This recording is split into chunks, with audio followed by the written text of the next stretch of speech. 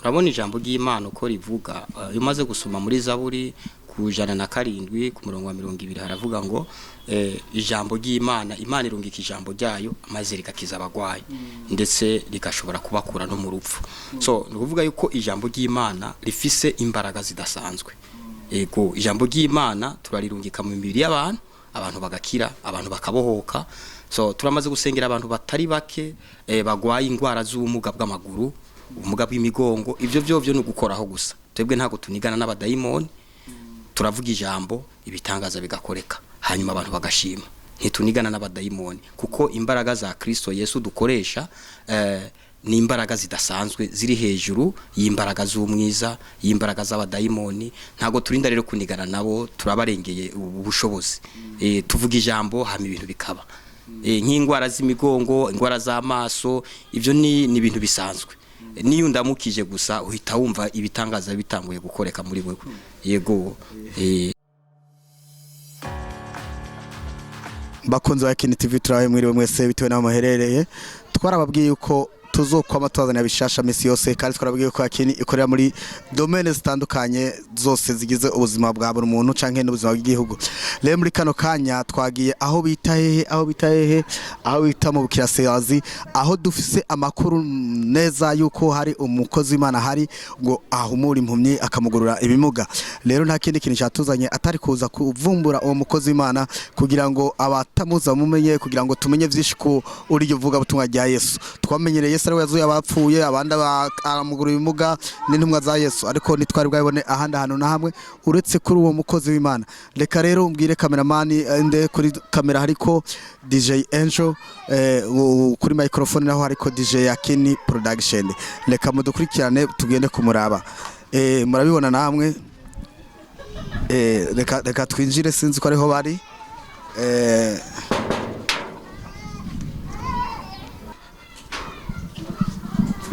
Bakunze wa Kini TV murabona yuko twashitse. Mwiriwe. Pastor ni hari? Pastor ari ndani. Tumuravya ari kibazo. Okay.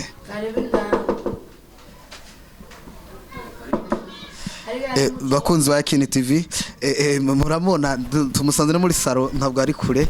Amahoro Pastor. Twari tuagendeye murakoze. Yego. Bakunze wa Kini TV reka ndabibutse mande mukore subscribe, like na share, comment imbere yuko tubabwira bishasha. Umukozi Imana twamushikiye muramwibonera namwe nguyu harabereho hasa yambaye amavuta y'Imana. Bakunze wa Kini TV reka mande ndabibutse mukore subscribe, like na share na comment imbere yuko tubandanya kumva ivyo bitangaza nababwiye. Reka rero turamutse umukozi Imana tumusabe abidondore. Yego amakuru yanyu. Namahoro Pasiteri, twashaka umaze widondore abariko aradukurikirana.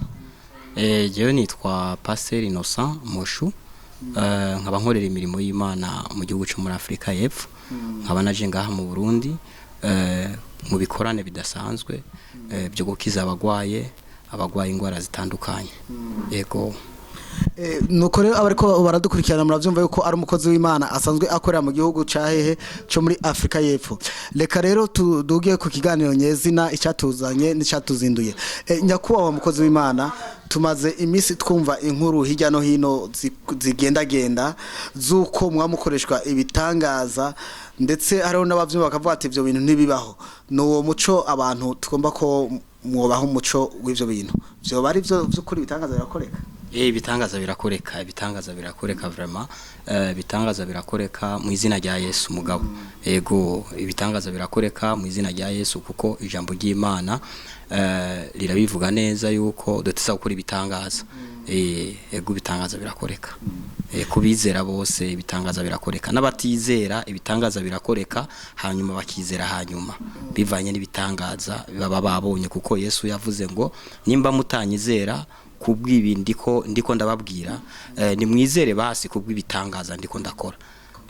kubw'ibikorwa nivyo bitangaza nyine ariko arakora yego nyakubahwa mukozi w'Imana twarumvise ngo mwoba musengera ingwara zidakira zigakira mwoshobora kutudondagurira nk'ingwara musengera zigakira turasengera ingwara ya sida turasengera ingwara za diabete turasengera ingwara za asima n'izi ngwara zose z'isumu byabaye ndanse ngaha mu Burundi abantu bagendana ingwara za sumu twebwe turabasengera hanyuma bigakira ndetse n'abadayimoni n'imiyaga mibi ya karande byose turabirandura kuko Yesu yaduhaye ubushobozi bw'ijambo giwe yego mwamufise nk'abagwayi basita bangahe bamaze gukira muri ubwo buryo kuva nk'igishika ngaha tumaze gusengera abagwayi bagwaye sida bashika 4 bose barakize kandi barashima bavuga yuko bakize mu rushengero baragiye kwipimisha basanga barakomeye yego bakunzo ya Ken TV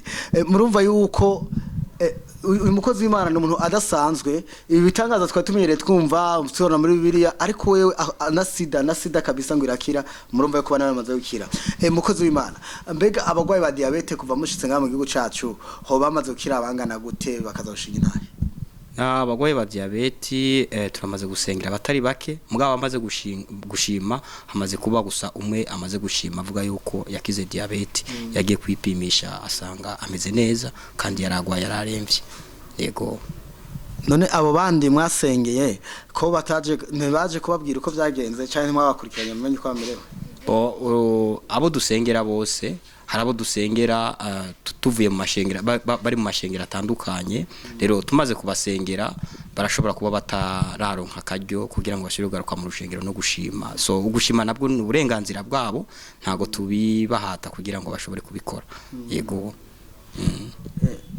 hama izindi ngwara ndumva nta ngwara nimwe iri munsi y'ijuru mudasengera ikire aho bamaze kumuguruka ibimuga bingahe mwivuga butumwa mumaze gukora musengera abagwayi bo urabona ijambo ry'Imana uko rivuga umaze gusoma muri Zaburi ku 107 ku murongo wa 200 haravuga ngo ijambo ry'Imana Imana irungika ijambo ryayo amaze rikakiza abagwayi ndetse rikashobora kubakura no mu rupfu so nukuvuga yuko ijambo ry'Imana rifise imbaraga zidasanzwe ego ijambo ry'Imana turarirungika mu mibiri abantu bagakira abantu bakabohoka so turamaze gusengera abantu batari bake bagwaye ingwara z'ubumuga bw'amaguru ubumuga bw'imigongo ivyo byo no gukoraho gusa twebwe ntago tunigana n'abadayimoni turavuga ijambo ibitangaza bigakoreka hanyuma abantu bagashima ntitunigana n'abadayimoni kuko imbaraga za Kristo Yesu dukoresha ni imbaraga zidasanzwe ziri hejuru y'imbaraga z'umwiza y'imbaraga z'abadayimoni ntago turinda rero kunigana nabo turabarengeye ubushobozi tuvuga ijambo hama ibintu bikaba nk'ingwara z'imigongo ingwara z'amaso ivyo ni ibintu bisanzwe niyo ndamukije gusa uhita wumva ibitangaza bitanguye gukoreka muri wewe yego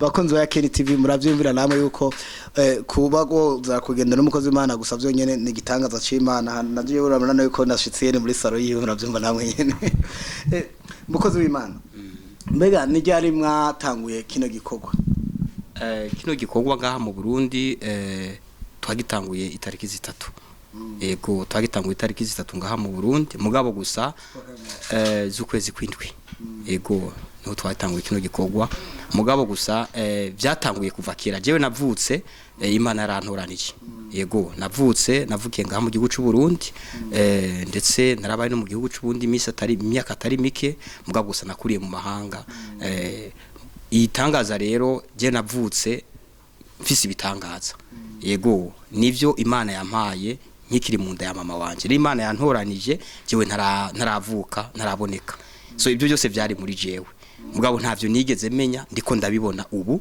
ndabibonera ku bantu ndiko ndasengera bagakira ibibazo byabo bikabarekura kuri ubwo rero ndashima Imana ntago ari jewe mugabo ni Kristo ariko arabikora muri jewe yego mbega none ni ryari wamenye ko ufise umuhamagaro ko umwana wese arakura agakurira mu muryango hari n'igihe akora mu muryango wabizera wafite kwizera ko gutandukanye no kwizera uri muno munsi mbega ni ryari wamenye umuhamagaro ko ufise uyu muhamagaro namenye ko ndawufise kuva igihe ntanguye gukorera Imana ego igihe ntangiye gukorera Imana byaciye bitangura kungaragaraho narasengera abantu bagakira n'umuntu turamukanyije akumva ibintu birahindutse muri we so ubwo ngubwo nahise mbona yuko mfise imbaraga zidasanzwe nahawe na Kristo Yesu kandi izo mbaraga ziri muri jewe kandi nta nubwo zizova muri jewe ziri muri jewe kuko nico gituma navutse kugira ngo nshobore gukora ivy'Imana yampamagariye kugira ngo nkore ngaha mu isi rero no ngaha mu Burundi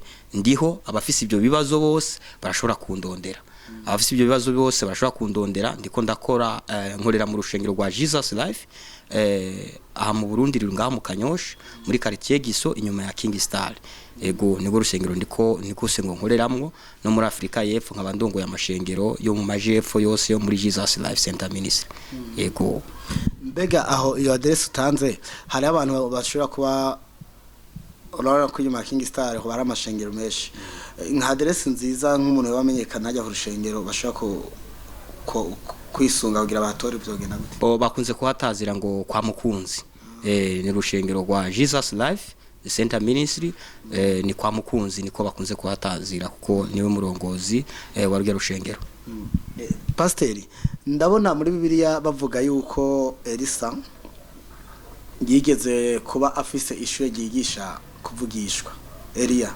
sito hanyuma arigisha iryo shure amaze kuva ko mu mubiri akadugwa mu ijuru murazi ko atapfuye yaciye arisigarana Elisa mbega none nta shure namwe wamufise ryigisha ivy'ingabire bo ishure rirahari ni ngaho nyene muri Jesus Life mu Kanyosha turigisha abantu ivy'ubuhanuzi kuko jewe ndi pasteur mugabo ndi profeti ego mfise kuba pasteur no kuba kandi profeti ndi umuhanuzi akomeye cyane jewe ndaguhanuriye nta numwe asubiramo ijo mvuze uca wandika ugatora ikaramu ukandika ugacurindira cyagiye kikagera ego ndahanurira abantu kandi nkabahanurira ibintu baciyemwo nkabahanurira ibyo bagiye kubona kandi bakabibona bagahagarara bagashima kanatsinda mfise abantu benshi bankurikirana bari muri Amerika muri Canada muri Norvege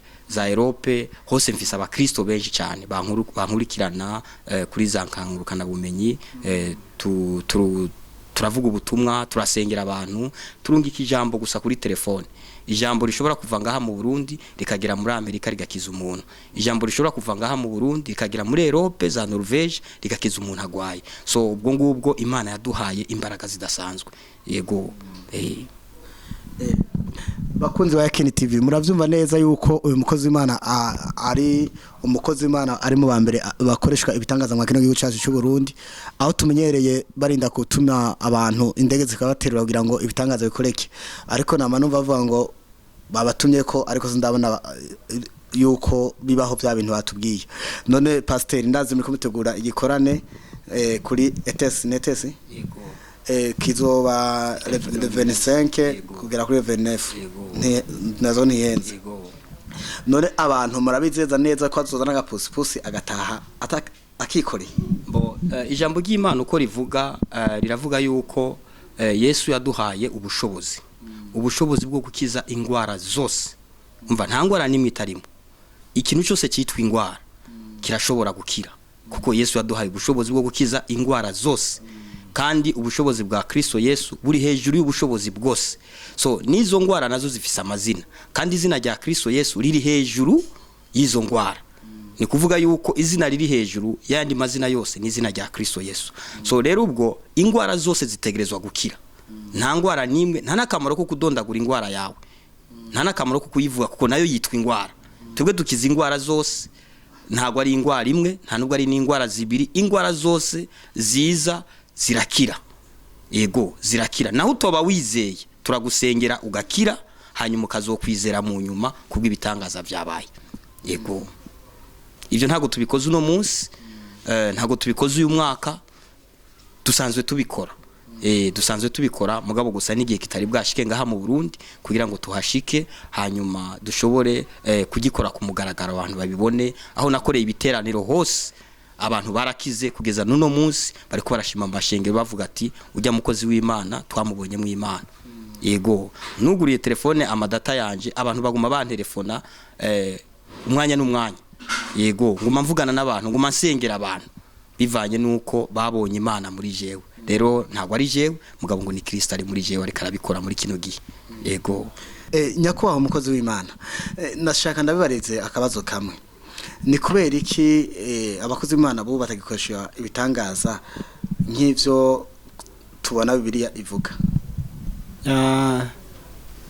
abakozi b'Imana ba kino gihe yego abakozi b'Imana ba kino gihe ibitangaza birakoreka yego birakoreka gusa hariho abantu abakozi b'Imana usanga batarondera ijambo ry'Imana yego maze kuba umukozi w'Imana urondera ijambo ry'Imana kuko umupfumu kugira umurozi kugira ngo ashobore kuroga umuntu ni kuvuga abayagize ubushakashatsi kugira ngo ashobore kuroga umuntu urabona muri kino gihe tugezemwo tugeze mu gihe umurozi ashobora kwisunganya akaroga umuntu ari ngaha akamuroga umuntu ari muri Canada uravyumva so ubwo rero n'umukozi w'Imana ategeza nawe kurondera ijambo ry'Imana ategeza kurondera ubushobozi akarondera ijambo ry'Imana akagwiza ijambo ry'Imana muri we hanyuma agashobora kurogora umuntu ari muri Canada urabyumva so rero ntago bisobanura yuko abakozi b'Imana ba kino gihe batagikora ibitangaza ahubwo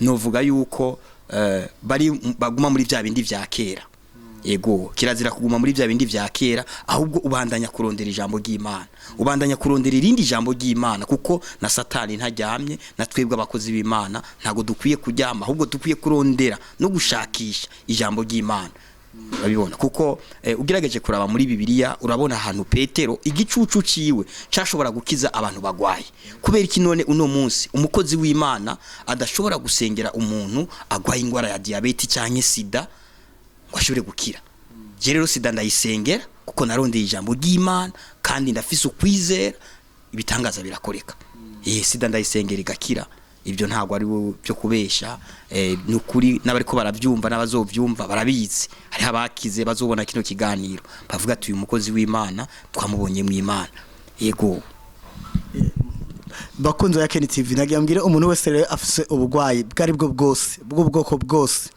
nitwaheza turasiga ka nomero kandi tuzonakandika kwa kino kiganiro munsi uzoca utora nomero urondera umukozi w'Imana agusengere wakire kubohoka nawe nyakuba mukozi w'Imana akeshi maze iminsi ngendagenda naragiye mu ntara nka zose z'u Burundi aho nasanze ibikorane keshi bigenda biraba ariko basanga abantu nibahinduka mbega byo babiriko yategwa n'iki navyo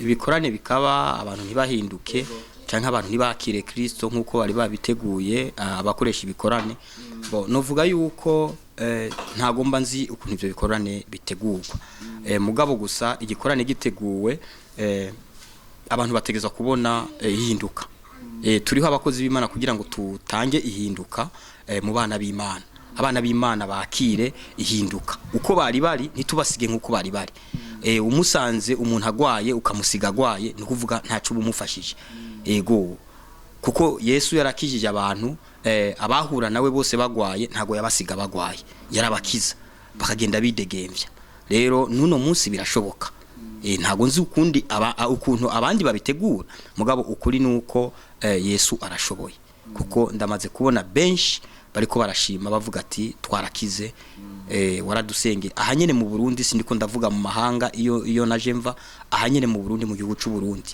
bagashima bakavuga ati Yesu naramubonye narakize waransengeye so ubwo rero birashoboka kuri Kristo Yesu hariho inkuru yigeze gutambuka igihe kimwe hariho umwaka umwe higeze kuba umukozi w'Imana akoresha igikorane kuri ETS icyo gikorane kiraza abantu benshi cyane gose ko barabari amabisi abita igikorane bose aho hari inkuru zaciye ku mbuga ngurukana bumenyi z'ico gihe bavuga yuko abantu basengeye bari bafite amapost bahagurutse yuko baba barasuye bakicara kandi bari bakize ivyo babiterwa n'iki ibyo nta byinshi no bivugaho ukuri nuko Imana igukijije ibigukijije yego Imana igukijije ibigukijije kandi Imana ikubohoye ibikubohoye icyo uko niko kuri kuko ntawe Yesu Kristo yakijije hanyuma ngo asubire kandi kuba impumyi yamuhumuye so rero izo mbaraga siho narindi mugabo ukuri nuko imbaraga Yesu Kristo ariko arakoresha muri jewe muri kino gihe ni imbaraga zikiza umuntu akabarakize kandi ntasubire kugwara akabara bisezereye pe yego ubwo nubwo bushobozi Imana iragaragaza muri jewe. Mbega wa muntu iyo bishitse ntacyo yizera Imana nako nivyo vyotuma yongera agasubira muri bwa bumuga yararimo. We kugira ngo ashobore gusubira muri bwa bumuga uko ntabwo ari ukuri ntago Yesu agukijije uri kimuga ugahaguruka ukagenda ntago ushobora gusubira kuba ikimuga yego ntago ushobora gusubira kuba ikimuga ubaye muzima kandi iyi Imana iguhaye ntago uri bukwaka ibyo yaguhaye. Imana yaguhaye gukira ntago ishobora kukwaka kujya gukira yaguhaye yego ntago ari uko Imana ikora ibintu. Abantu rero sinzi uko basoma za Bibiliya mugabo ukuri nuko Yesu yagukijije abagukijije yagukijije ingwara abagukijije ingwara.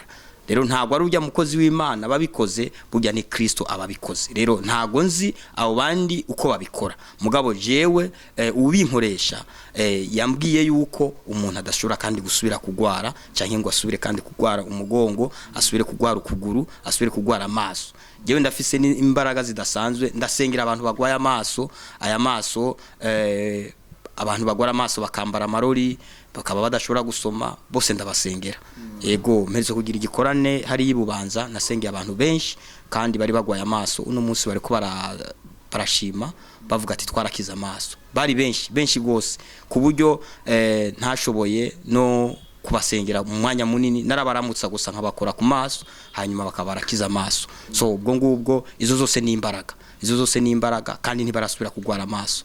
Rero twovuga ati Imana ihabwe icyubahiro yego.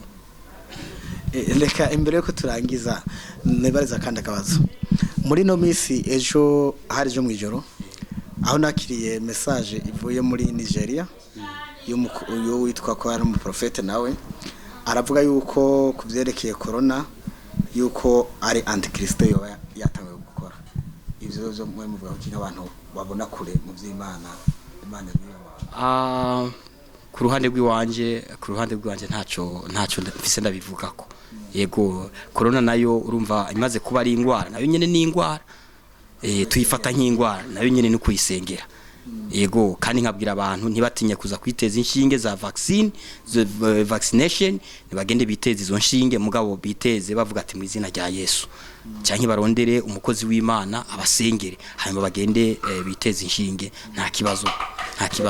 Tugarutse kujereka urushinge nyene nabonye aka video karengana ngo telefone yafata kuboko aho bateye inshinge aho twe twaragereza gutanga commentaire turavuga ati ivyo sivyo nk'abantu byo bari byo none Imana yo irakwiriye banga kugira tumenye bo iki Imana gusa yanyeretse kuri ivyerekeye iyi covid iki Imana yanyeretse yuko ari ibintu bisanzwe yego ni ibintu bisanzwe gusa abantu bo ntiboreka gusenga yego ntiboreka gusenga nimba ari ingwara irakira yego.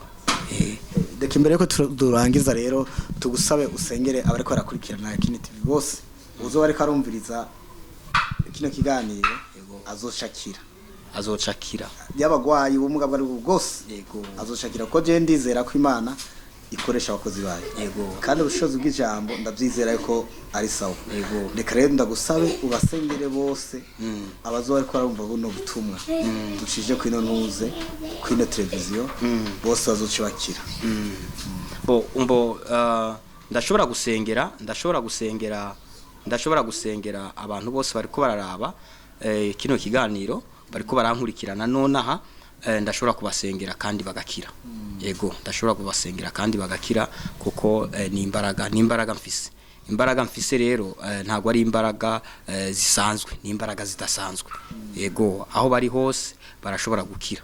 Reka rero ndabasengere hanyuma uzobabona bavuga ko bakize yego. Mugambere ko ndabasengera reka ntange inimero yanje naho nkorera kugira ngo muri kino gende ngaha mu Burundi bashobore kundondera canke bashobore kuza aho ndiko ndakorera nahanzo bamfitiye ibiteramo kugira ngo nshobore kubandanya gusengera abantu benshi kuko niki Imana yampamagariye muri kino gihugu yego. So inimero yanje ni +27 78 125 125 70 77. Yego ndashobora kuyisubiramo ni plus 27 78 125 70 77. Iyo niyo nkoresha kuri WhatsApp. Umuntu wese ashobora kundondera kuri WhatsApp arashobora kundonka, nkoresha nimero yo muri Afrika y'Epfo, bashitse kuri WhatsApp baca bambona. Hanyuma ndashobora gusengera abantu bose bari barakurikirana kino kiganiro cha INGENE TV.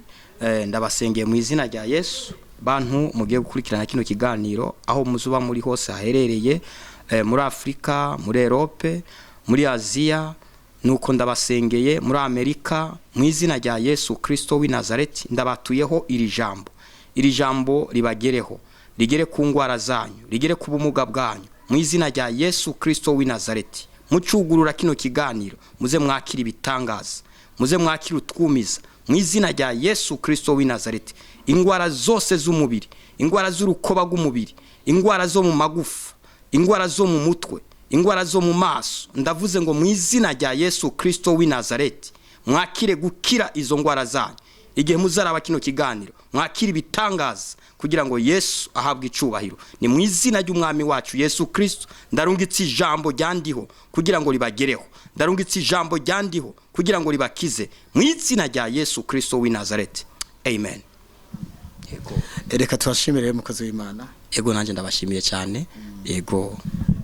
Bakunze bariko nadukurikirana, reka ndabasabe mwongere mufisonde subscribe kubatanguriye hagati, mukore like na share na comment. Hama murahawe ikaze rero ku mukozi w'Imana. Ntibavuze office ahiri aho tuko turakorera ngaha muri Jesus Life Center Ministry iri mu Kanyosha muri quartier Gisyo inyuma ya King Star. Umuntu wese akorende ni habusanga.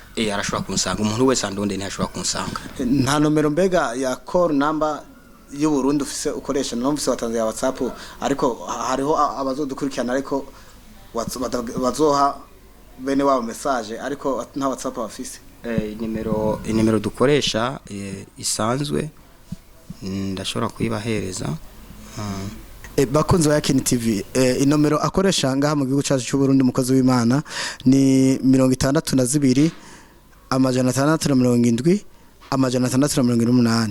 Ndasubiramo 62 670 678. Kubari hanze y'igihugu agomba kumutelefona kuri nomero yino ni plus 257 62 67 0 68. Ni izo nomero rero asanzwe akoresha umukozi w'Imana, iyo ni call number. Reka tubashimire namwe rero ko mwafasha kanya keza ko kuganira. Yego namwe murakoze cyane kubwa kino kiganiro. Ndizeye neza yuko Imana nawe igiye kugirira neza kubwa kino kiganiro, igiye kuzamura mu buryo budasanzwe.